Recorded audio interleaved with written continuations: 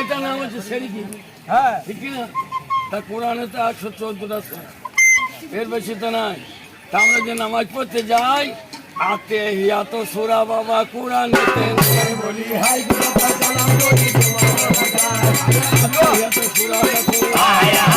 আমার কায়দাতে রয় না কোরআন আলাদা। আবার বলছি কায়দা তারা তুমি জানো না, তুমি বকো না। 114টা সূরা। হ্যাঁ গো, আগে কি বলছি শোনো মা। আমার মনে হচ্ছে জামাত পার্টি হয়, আরে জামাত পার্টির লোক মনে হয় ভুল ধরছে।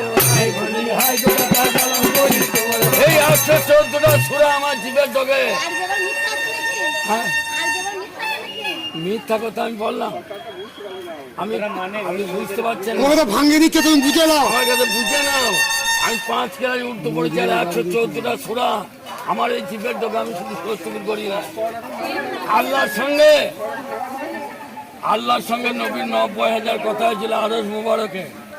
30,000 কথা হচ্ছে 30 পারা কোরআনে, 6,666 আয়াত 114টা সূরার মধ্যে। আর 7,000 কথা আল্লাহর সঙ্গে নবীর গোপনেতে হয়।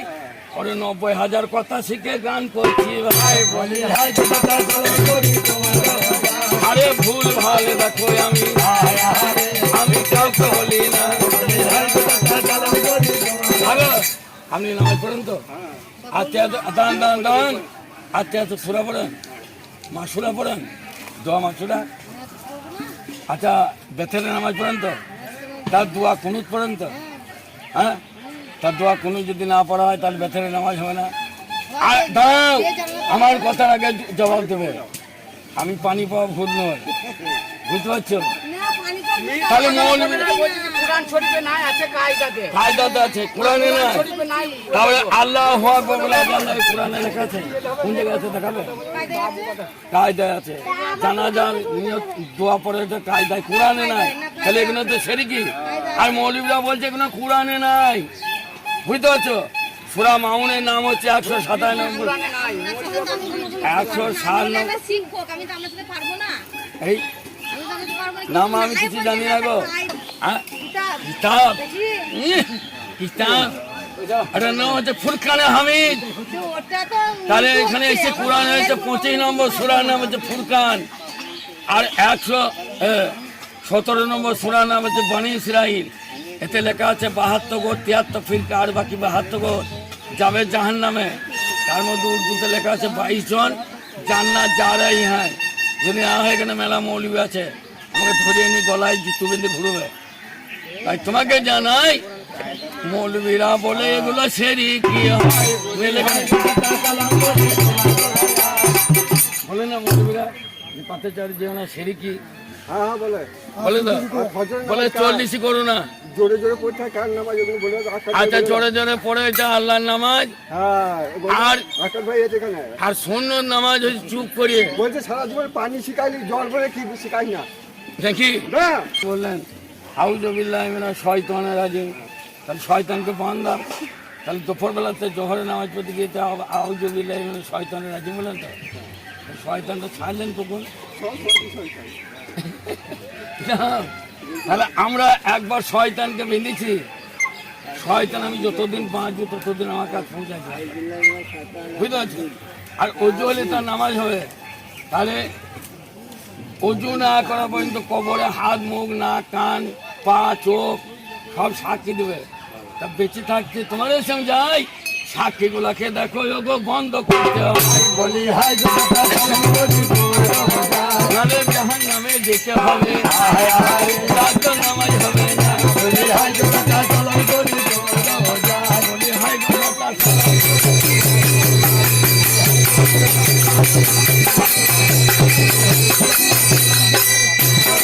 বলছি একজনকে জানি না, জানি মানে অহংকার। 104 নম্বর সূরার নাম হচ্ছে হুমাজা। বলছে বিসমিল্লাহির রহমানির রহিম ওয়াইলুল লিকুল্লি হুমাজাতিন লুমাজাতি লিল্লাযী জামা আমালা ওয়া দাদা ইয়া সাবুয়ান লামা লাহু কাল্লাই মুবাজ্জানা ফিল হুতামা ওয়া মা আদরাকা মাল হুতামা নারুল্লাহিল মুকাদাতিল্লাতি তাতালিউ আলা লাফিদাতি ইন্নাহা আলাইহি মুসাদাতুন ফি আমাদিন মুমাদ্দাদা। এই সূরাটা মানে কি? আমার মুসা আলাইহিস সালাম দুনিয়াতে এত কিতাব পড়েছিল, বললে আমার মতো জাননেওয়ালা আর কেউ নাই। আল্লাহ পাক পরওয়ারদিগার আলম বলছে, জিবরাইল সালাতু সাল্লাম তুমি মুসা করিমুল্লাহকে বলো একবার খন্দুক দরিয়ার কিনারে বেড়াইতে যাবে। আমার মুসা আলাইহিস সালাম খন্দুক দরিয়ার কিনারে বেড়াইতে গিয়ে দেখছে একটা পানির জাহাজ। উনি উঠলেন, উঠেই ডান দিকে দেখছে একটা আলমারি, কিতাব ভরাতে বার করে দেখছে দুনিয়াতে যা পড়েছে তার এখানে আলাদা। ধরে দিয়ে আবার দ্বিতীয় আলমারিতে খুলে দেখছে এটাও আলাদা লেখা, এটা আলাদা লেখা, উনি পড়তে পারলেন না।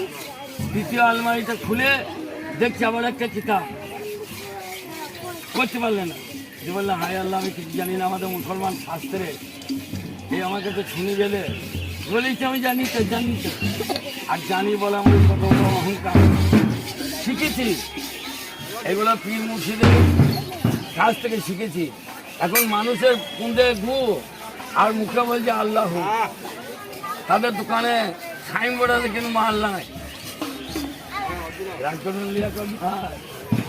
কিন্তু আমার দোকানে সাইনবোর্ড নাই কিন্তু মাল আছে ভাই, আমার খোঁজ দেন নাই। ঠিক আছে ভাই, আমাকে একজন ওই গোলাম মুর্তজা তিনি ইন্তেকাল করেছে, ওনার বাড়িতে গান করে এসেছি। তা উনি আমাকে দেখলি বলে দৌড়িয়েছি গলা ধরে। আর শকত মৌলানা পুঁশুবাড়ি আমাদের এলাকায় ভয়ে জল থেকে যেমন আমার ভয়ে।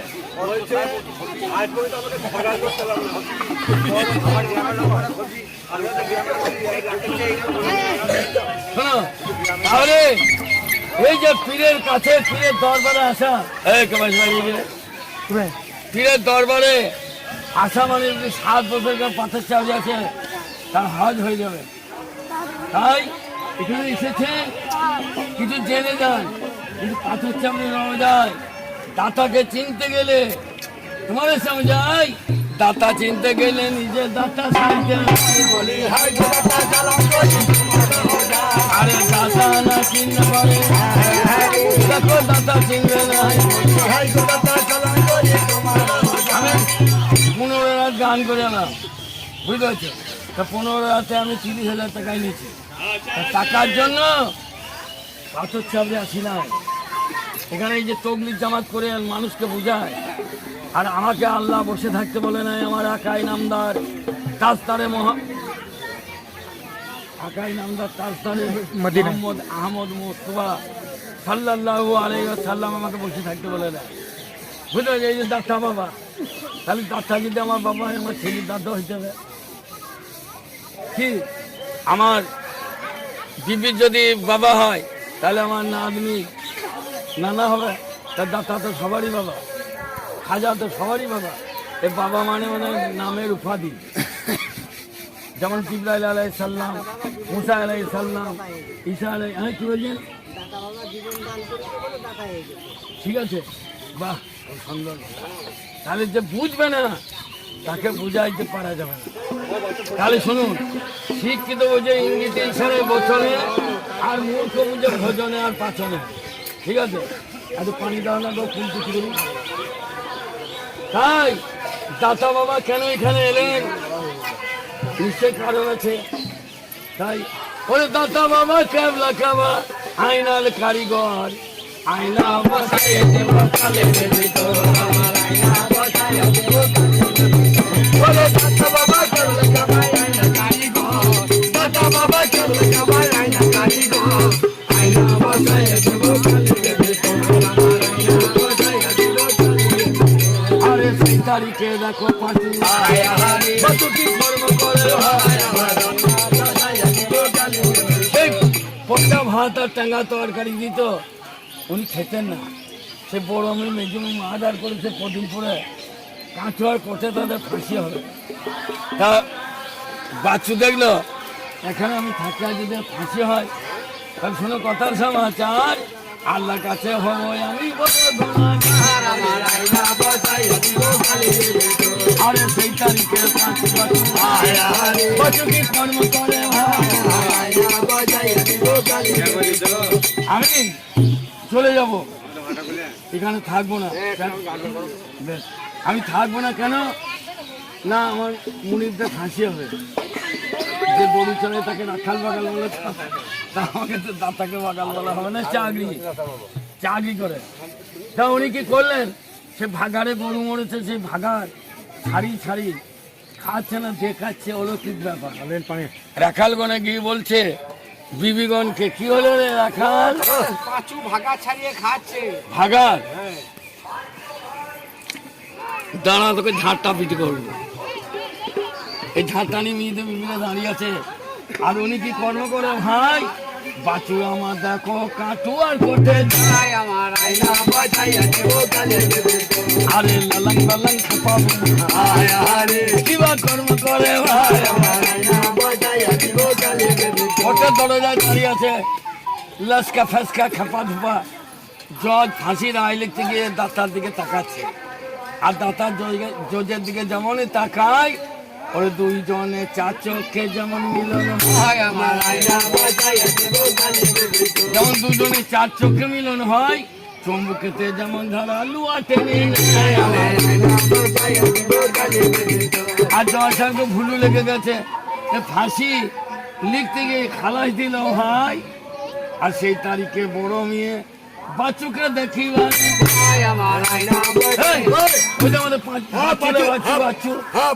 এই করতে করতে উনি কাঁচুয়ার বাগানি পাড়ায় যায়। বাগানি পাড়াতে দাতার আসন আছে। ওই 11ই চৈত্র ওখানে খাসি মোরগ জবাই হয়, ওখানে এরকম উদ্বোধন হয়। তা উনি কি করলেন, কাটোয়া থেকে বীরভূমে এলেন কেন? এটা কিন্তু পাথর চাবি ছিল না, এটা আলাদা নাম ছিল। কি জানেন? এটার নাম ছিল কালিয়াচক।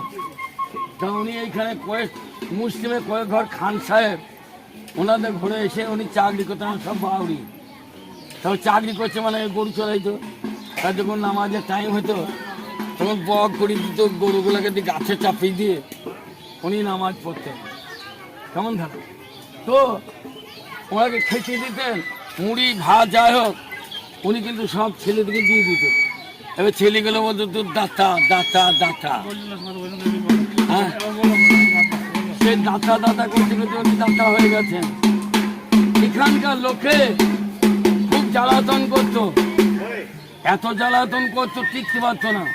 তা উনি বললেন যে আমি বীরভূমে কালিয়াচকে এমন একটা জায়গা ঠিক করব, প্রতিষ্ঠান করব, যেন লাখ লাখ কোটি কোটি লোকের জায়গা হয়। ঠিক আছে? তো উনি এইখানে থাকতে লাগলেন। কিছুদিন থাকার